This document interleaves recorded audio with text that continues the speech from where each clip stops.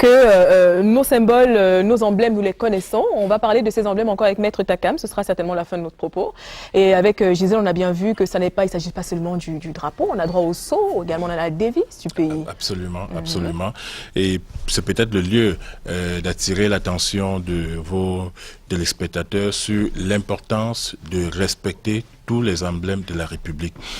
Pour le cas du sceau en particulier, je voudrais rappeler que de plus en plus, on a constaté qu'il y avait certains Camerounais qui s'amusaient à faire du faux. Faux passeport, fausse carte nationale d'identité, fausses attestations, etc., etc. Eh bien, il faut attirer leur attention pour dire que au Cameroun, celui qui contrefait le sceau de l'État court un emprisonnement à vie. C'est très important. Je pense que c'est l'occasion de le signaler. Emprisonnement à vie. Oui, celui qui s'amuse à fabriquer le sceau de l'État du Cameroun. C'est-à-dire que le seul sceau qu'il doit utiliser, c'est le sceau, n'est-ce pas, que les autorités sont habilitées à utiliser. Oui. Si vous allez au quartier et vous fabriquez le vôtre pour établir des faux documents, eh bien, à partir de ce moment-là, la loi pénale camerounaise, notamment l'article 201 du Code pénal, prévoit un emprisonnement à vie.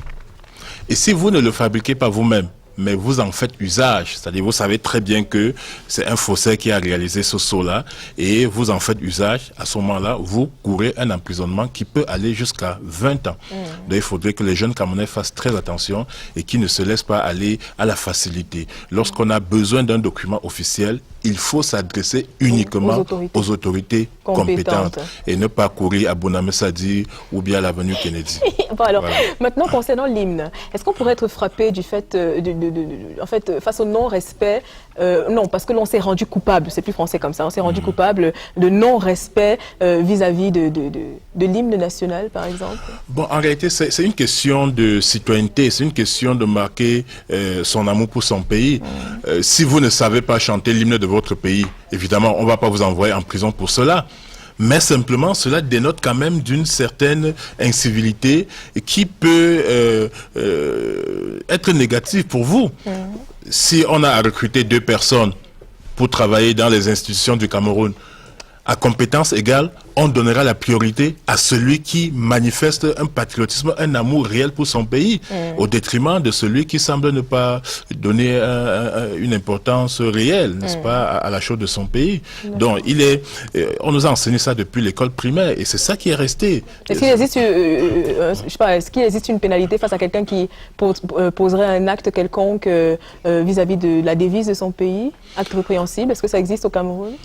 Bon, écoutez, vous pourrez être poursuivi si vous falsifiez la devise de la République du Cameroun. Il est arrivé justement que dans le cadre des actes frauduleux que je dénonçais tout à l'heure, que des Camerounais en arrivent à fabriquer, n'est-ce pas, des papiers en tête, n'est-ce pas, avec, vous savez, il n'y a pas de faux parfait. Mais à ce moment-là, on ne va pas vous punir uniquement parce que vous avez falsifié la devise, mais parce que vous avez falsifié les documents officiels de la République du Cameroun. Donc tout cela est englobé, qu'il s'agisse de la devise, du sceau ou de tout autre document officiel. Eh bien, à partir du moment où vous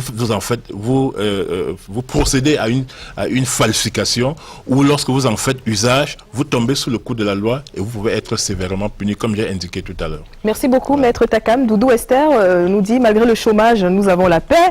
Il vaudrait mieux un pays comme celui-ci plutôt qu'un pays où il y a du travail et où bien sûr règne la guerre, où les armes parlent plus fort. Donc on va dire bonjour à Doudou Esther, bonjour à Solange aussi finalement.